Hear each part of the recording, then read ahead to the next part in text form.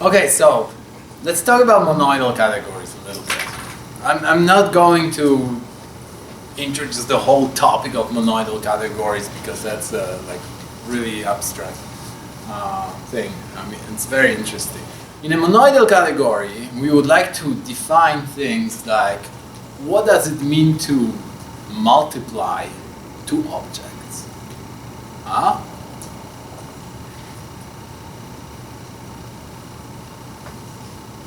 So a product, categorical product, is sort of like a way of multiplying objects, right? You have object A, you have object B, and you multiply them and you get this product. Okay? So it will, like, we already have one part of a monoid. We have this binary operation, right? On objects now. Okay? Like when we were talking about monoids, we were talking about operation on elements of a set, right? Or on morphisms, which are also elements of the home set. But here we are talking, hey, we have a category and we want to define multiplication of objects, right?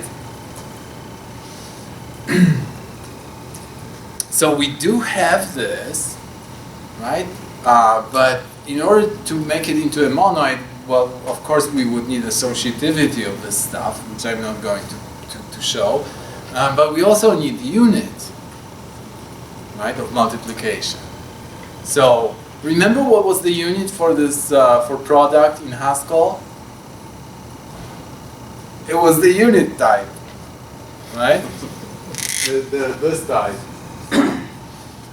which is a singleton set. Okay, in set theory, that was a singleton set. How did we define a singleton set, generalized singleton set to an arbitrary category? Terminal, right? So terminal object.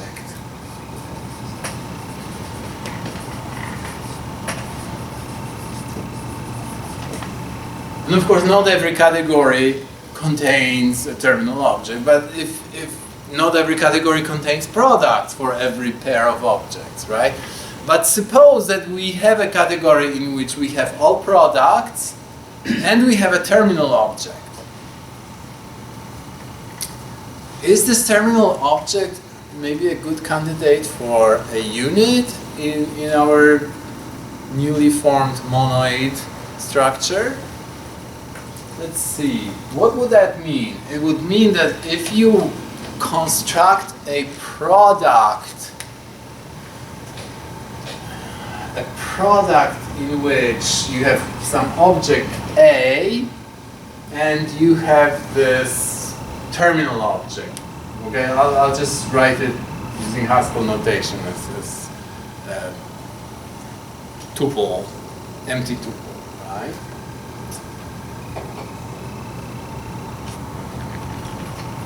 So A cross tuple, right? We would have these two projections, right? And I'm trying to say that that this is actually nothing else but A itself. Huh? So I want to prove that A is actually a product of A and terminal object.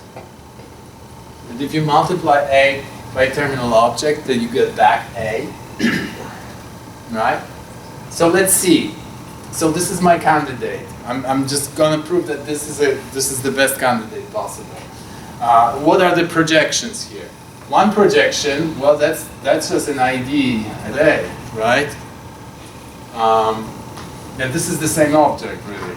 I'm just writing it twice, but it's the same object. And this is ID. This is like a circular loop, right? And this is something that we call the unit, right? That's a morphism from A.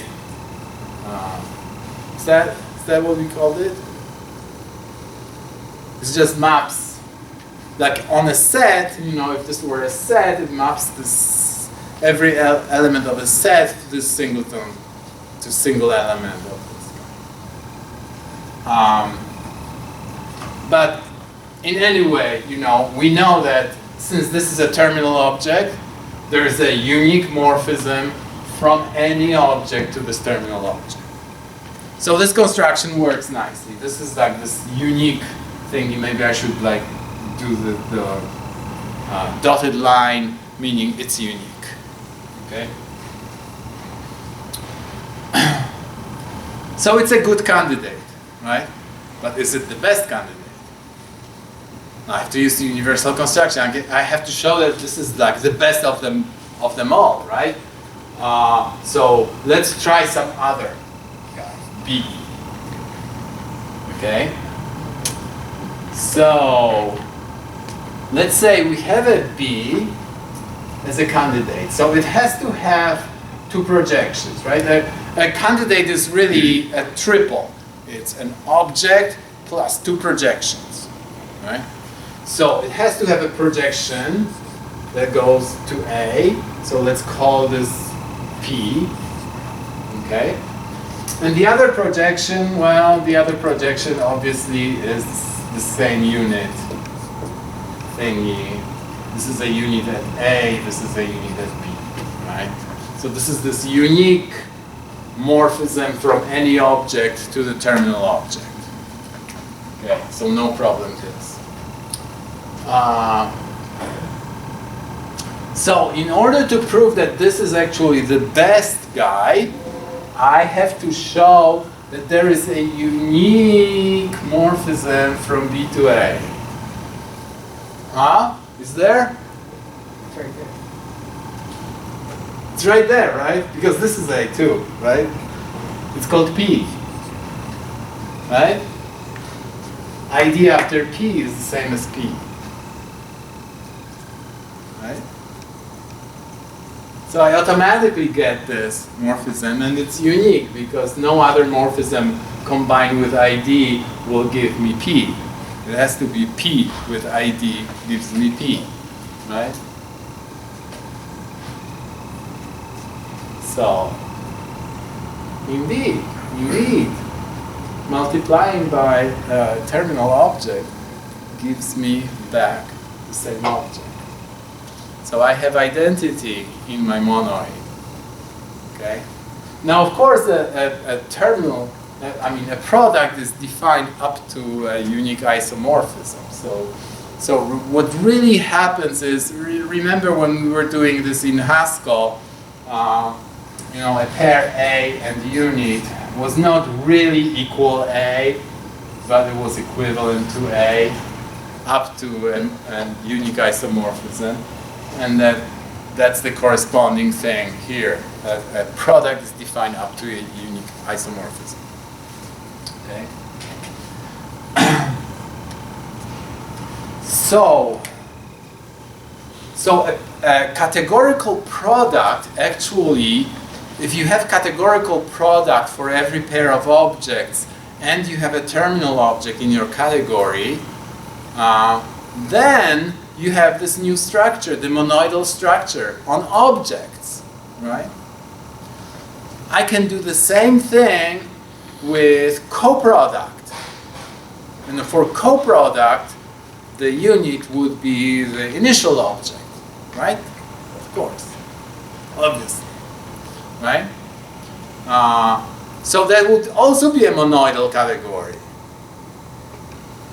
with coproduct and initial object. That's also a monoidal category. So in general, you know, maybe there are other things like this. But what we really need here is to have a product which is a bifunctor. Okay? So both product and coproduct are bifunctors. So we need this binary operation on object that's a bifunctor. And we need this unit for this bifunctor, right? And we get a monoidal category. Now there are some subtleties, like for instance the associativity. Also, just like the unit object was defined up to isomorphism, so is associativity usually. up to isomorphism. So this is called lax thing. That's like not strict, but a little bit relaxed. You know, it's like not really equal, but up to isomorphism. But that's fine, right? So what's a good name for this product that could be a coproduct or could be a bifunctor? The good name for this is a tensor product. Okay. So a monoidal category has a tensor product. And often it is written as this circle with a cross. There's a tensor product, and it has a unit, which is often written as just 1.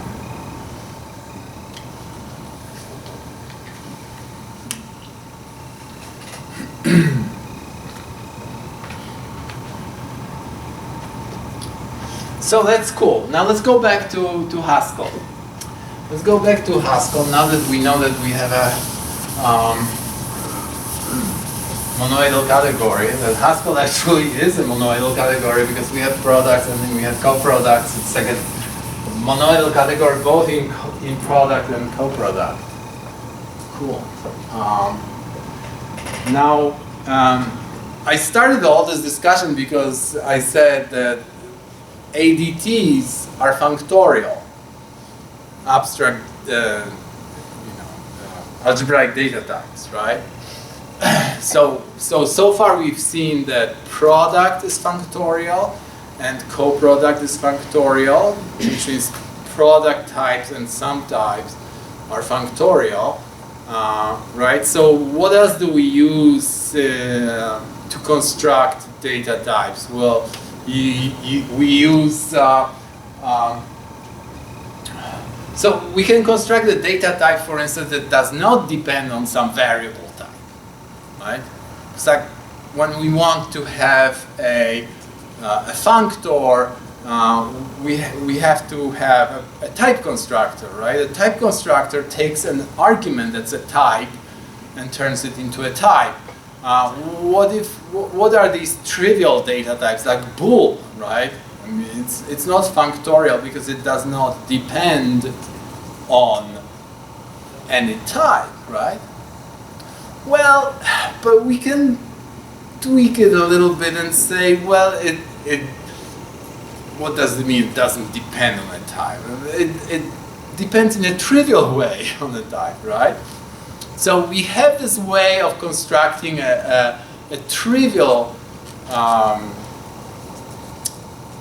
functor from a constant object. So it's called a const functor, right? So let's say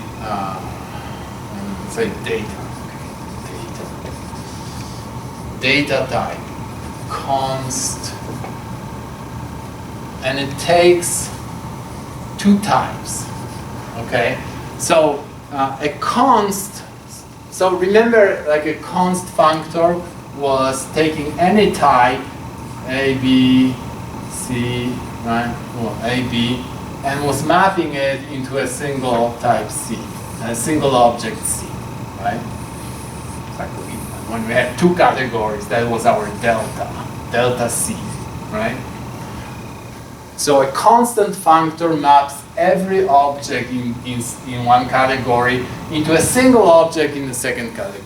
So it's this black hole functor, right? So in category theory, that was called a delta, and it's parameterized by this black hole where it actually collapses, right?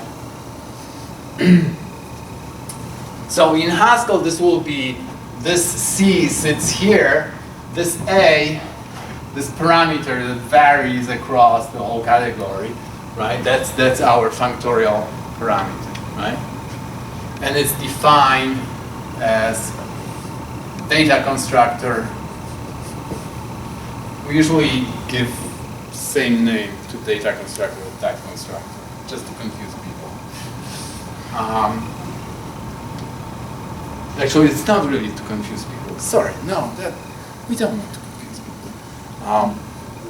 We we just want to avoid multiplication of names, you know, like too many names, it's harder to remember them. Okay, so there is a little bit of inconvenience in reusing names, right? But at least we are not generating too many names. Like, let's call this const and let's call this, what should we call it? I don't know. Well, so let's just call it const as well, okay? So it's just like we don't multiply names unnecessarily because a type constructor lives in a different namespace than a data constructor, so they never get confused by the compiler, right? They get confused by people, but people can be trained, unlike compilers. Okay? In the future, maybe, you know, compilers will be trainable. Right now, they are not, so we have to train people. So anyway, what happens to A? It disappeared, okay? Because we don't care. It's ignored, right? These objects are ignored. They always give the same object C, right? So is this a functor? Well, instance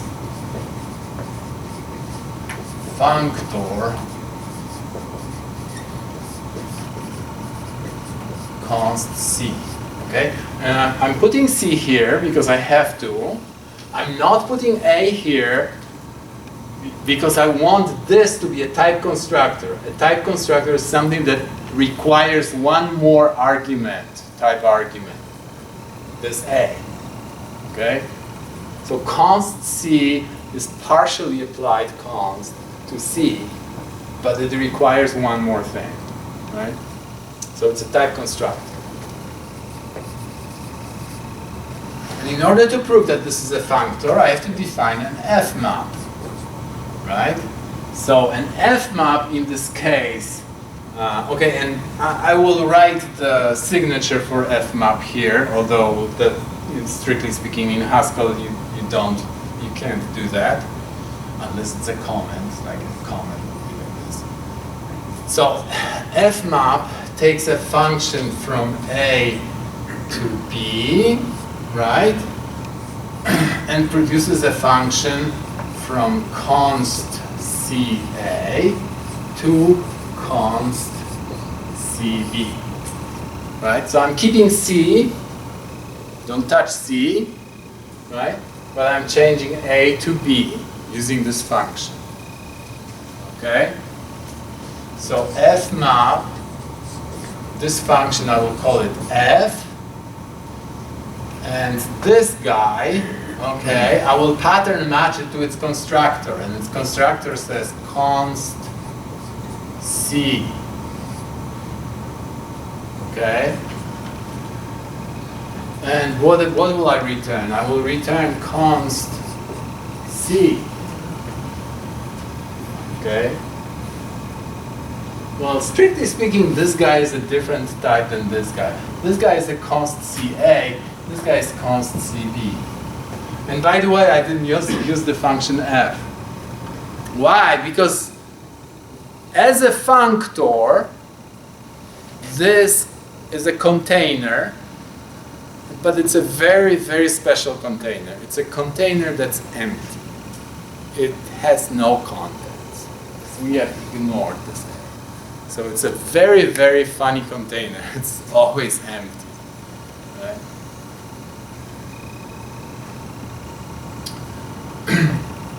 Okay, so I have this. Now there is also this identity functor, right? But maybe I should write the identity functor. Data identity A equals identity A. So it's a functor that just accepts an element of type A, a value of type A, and keeps it. It just doesn't do anything with it. So it's a container that always contains just one value, nothing else, right? An F-map for this guy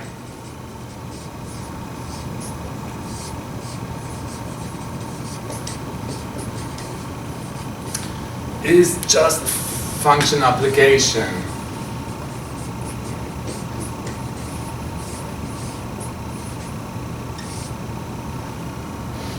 Right, it just applies this function to its contents. The contents is just one thing. It applies this function to this one thing always. So it's really a trivial thing. Right?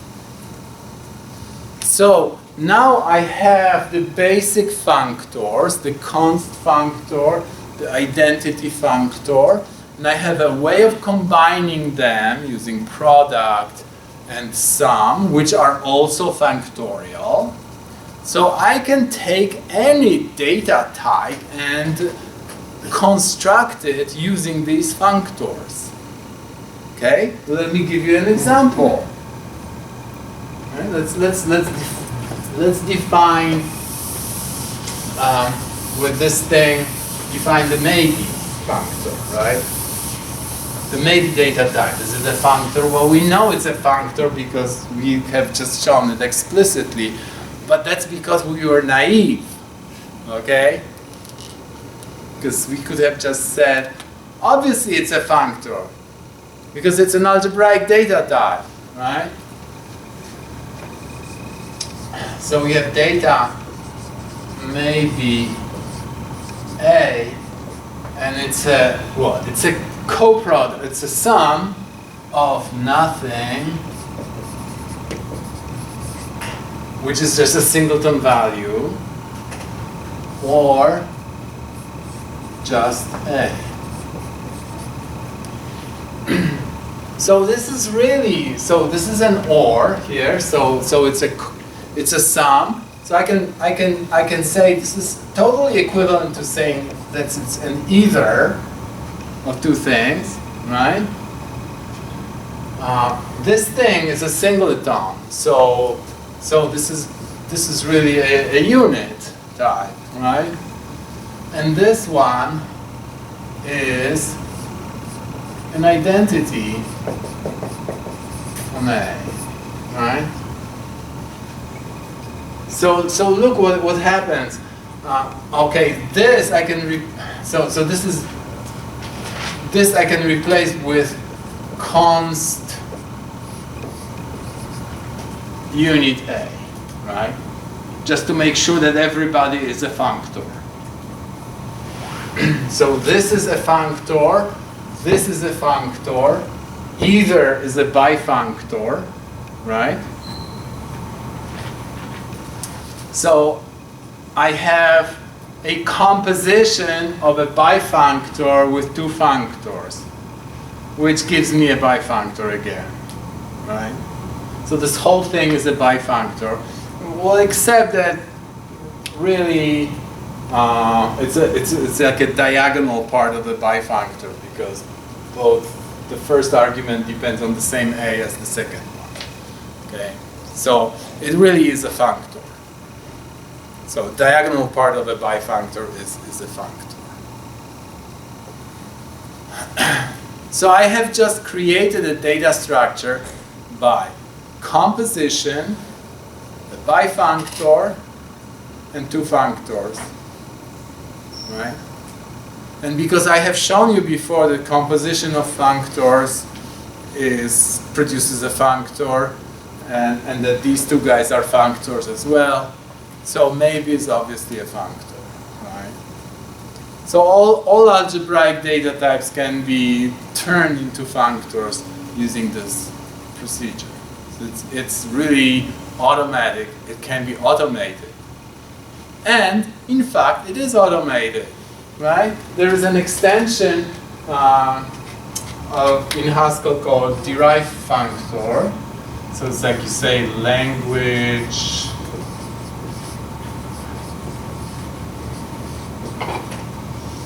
derive functor. If you include this in the header, how does this work? Like this? Yeah, that's right. Yes. If you include this at the top of your file, that's an extension of Haskell. Then you can just say, you know, I mean, in the case of maybe, it's defined in the standard library in Prelude, but if it weren't, you could say just data maybe equals blah blah blah blah blah, deriving functor. And that's it. You are just telling the compiler, well, derive me fmap for this guy. You know how to do this, right? Because you see this definition, it's a, you know, it's an either of two functors. Go ahead, derive it. And it will derive you the correct fmap. And now you might ask, well, will it derive the correct fmap? Is it the fmap I want? Or maybe there's some other fmaps around. Okay? Don't worry. There is only one fmap because of polymorphism, right? The theorem's for free, right? So if your data type is you know, parametrically polymorphic, then as a theorem for free, you get that if you have two fmaps, they have to be equal. So there's only one f.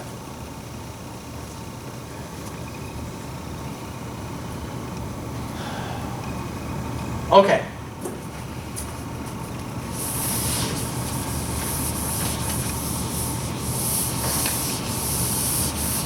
There is just one more type constructor that takes two arguments. You remember what type constructor?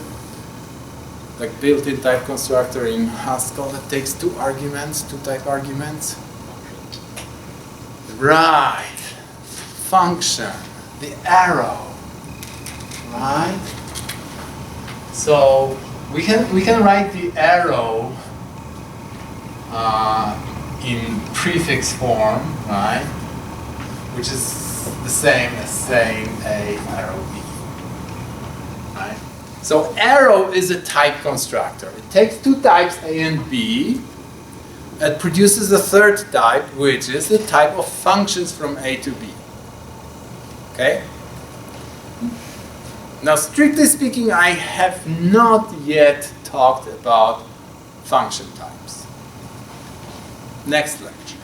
Okay? Next lecture, I promise, we'll talk about function types. But we know what function types are, right? Okay, so I'll just do a little bit of hand waving and we understand each other. Okay. So, I think I did show that this is actually functorial in the second argument, right? Because that's called the reader functor. So, reader functor.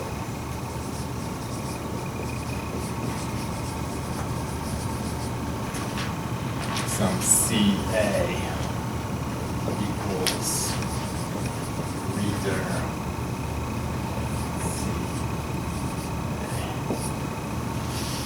Right. I did kind of hand waving thing because I didn't want to have a data constructor for it, but that strictly speaking I need a data constructor for it. I can define it as a type, but okay.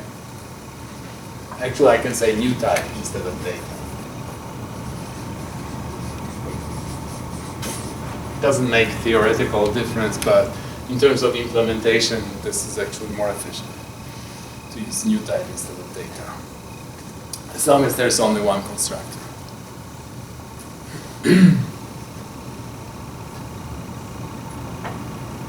So I have shown that that actually, well, you remember the fmap for this guy? That was the dot, right? So if you want to apply a function, you just apply this function to the return type, just post-production of, you know, it produces me something of type A. I will apply a function from A to B after it has produced the A, right? So it's like adapting something from on this side. So this is like the third of these binary type constructors. We got product, we got coproduct, now we have function type. And the question is, well, so is this a bifunctor?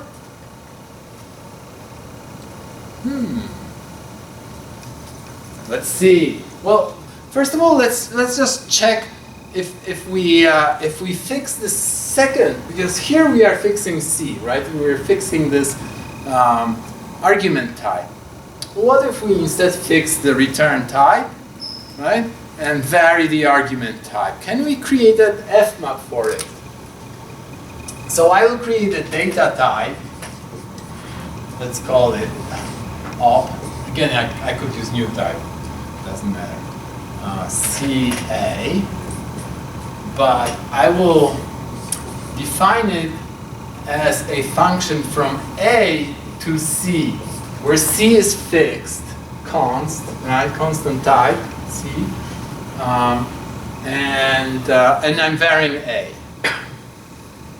Okay, and I would like to define an fmap for it. So fmap, in this case, would take a function from A to B, right? And then take an op CA to op CB, right? That's what an fmap should do. Lifting this function to a function in this, right? So if I substitute my definition here, so this is really a function from A to C, and this is really a function from C to B, right? So I want to somehow construct a function that goes from C to B, having a function that goes from A to B. I'll draw a picture, right? And there's another function that goes from A to C. So shouldn't that be B to C? Yeah. B to C. Oh, thank you, thank you. Yeah. Right. And what I want to construct is a function from B to C, thank you, which is this. There's no way I can do this. For arbitrary two functions, one goes from A to B, the other goes from A to C, I cannot construct a function from B to C. You see that? Well, or don't see that, right? You don't see any way of doing this. That's not good. Except if we cheat.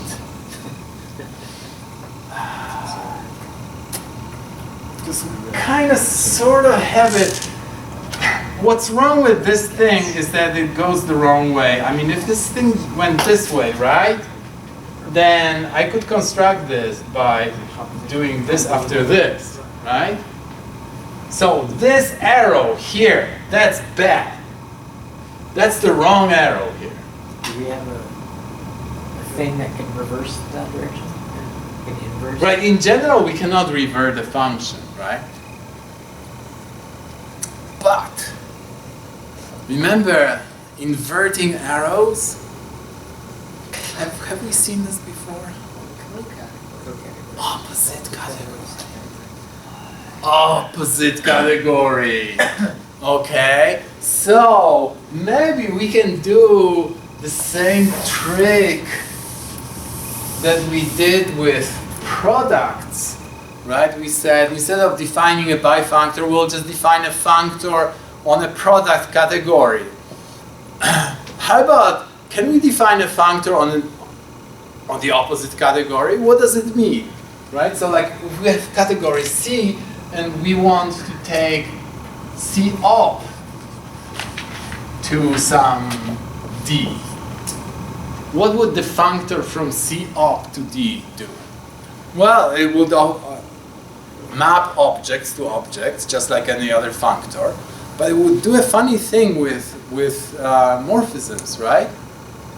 because a morphism from A to B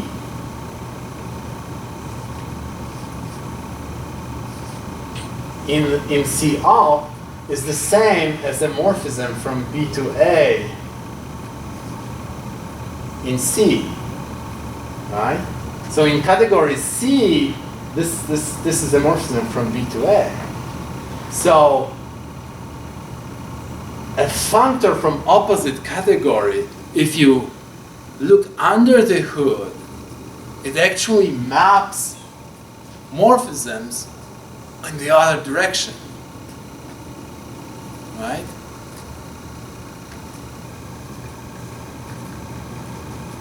So again, in Haskell, we can just say, okay, so this is actually a functor from the opposite category to Haskell. Or we could translate it back to Haskell and say, it's a new kind of functor that works on inverted arrows, right? So this kind of functor has a name, and it's called, well, probably it should be called cofunctor, right? That would be the intuitive thing, right? But unfortunately, this stuff has been discovered earlier in tensor calculus, I think. So it was called, the one that we were talking about so far is called covariant. So this one will be called a contravariant. So it's called class contravariant.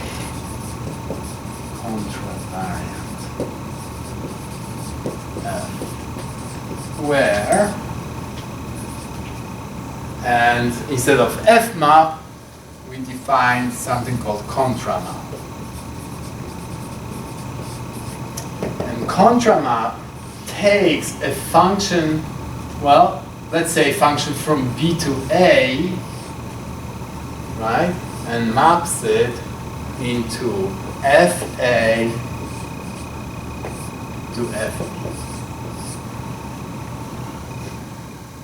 So it inverts, In order to get a mapping from FA to FB, you have to provide me a function from B to A. See now, a contravariant functor, it's not like a container, right? It's sort of like a negative container. It's a container that not only does not contain these A's, it just actually requires A's for its action, right? It really needs fuel of type A rather than having something of type A. It has a negative A, right? So if you want to say, well, instead of A's, I will be providing you B's, then you have to show me how to convert B's to A's so that this functor can accept the A's. Okay? Now this is kind of stretching this idea, right? But it's like it contains antimatter of type A.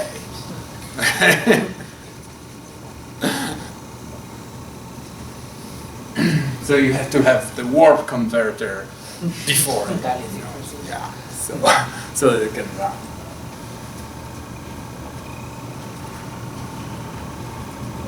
So that's a contravariant functor. So now the arrow is a covariant functor in the second argument, in the return type. And it's a contravariant functor in the first argument. Now, if you combine these two things, okay, and we introduce yet another interesting thing. So, arrow itself as a functor thingy. Okay? Well, it goes from C of cross C to C, right? It's contravariant in the first argument. That's why I wrote C up, right? So it takes two arguments. Both are from the same category C. However, the first one, when you do it on morphisms, you have to invert the first morphism, and you keep the second morphism in there. So you take a pair of morphisms, but the first one is flipped. Okay. So a thing of this kind of type is called a profunctor. Yet another name. Okay. Why is it called a profunctor? I don't know.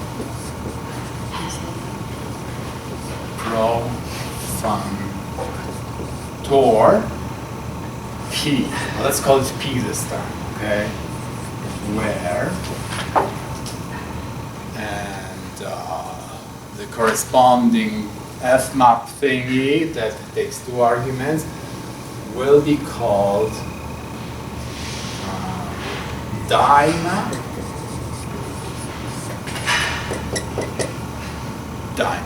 So bimap was for bifunctor, dimap is for profunctor. Maybe it should have been called promap, right? So it takes two functions, but the first one is flipped, so it goes from A prime to A, right? The second function goes from B to B prime, and it produces something that goes from P AB to P A prime B prime. Okay, makes sense? I mean, it's quite a mouthful, but you see this first morphism is backwards, second is that, and this is P acts on two types. So these are my original types, and these are the converted types. And in particular, the arrow guy is a profunctor. Now, would we be able to define dimap for an arrow? I guess we could, right? I mean, what the heck? So PAB in this case, so P is the arrow. Arrow acting on AB means it really is a function from A to B. Right? P acting on A prime B, it means it's an arrow going from A prime to B prime. Right? So given these three, so let's call it F, G, well, let's call it H. Let's go alphabetically for a change. Right? How can we construct this function? A prime, A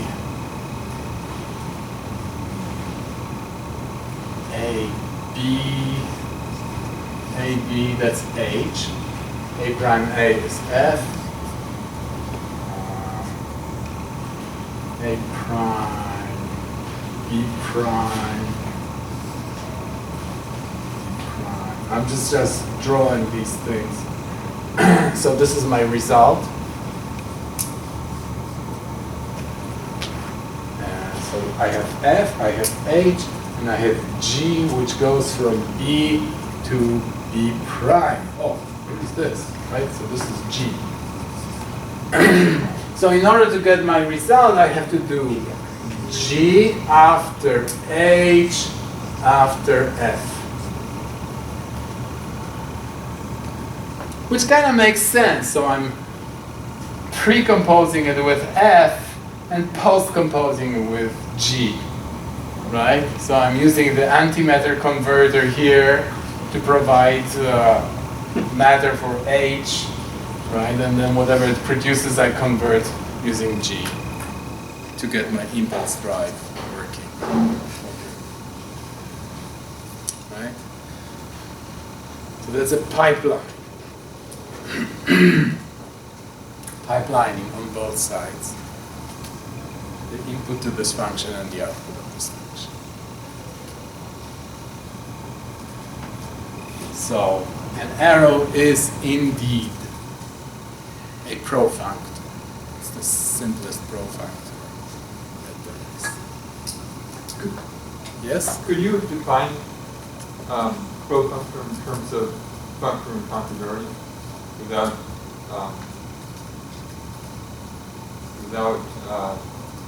Okay, so the question is, can you define the profunctor in terms of its functorial and contravariant functorial properties, right? So the answer is yes, if I understand the question correctly. So, so in fact, if you look in the definition of profunctor in the library, because there is a library for this stuff, then, but what are they called? There are like two additional methods. It's not first and second. It's not. S and D. No, it's not left and right. But there are two additional functions that specify the fact that it's a contravariant functor in the first argument, and separately that it's a covariant functor in the second argument. And they can be implemented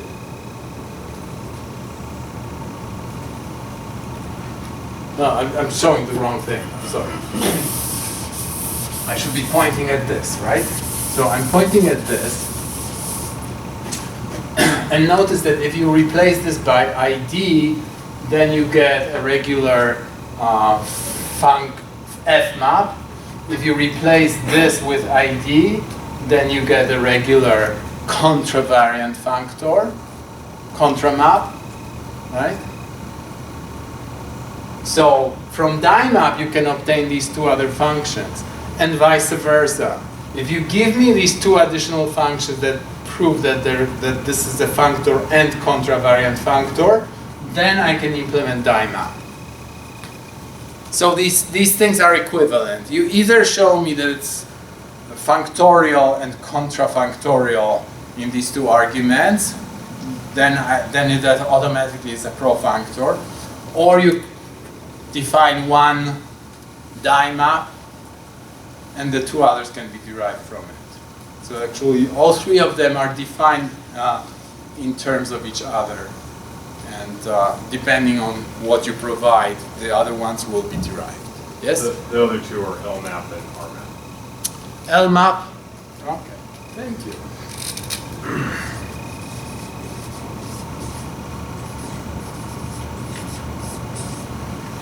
Yeah, and for bifunctor, I think they are called first and second, right?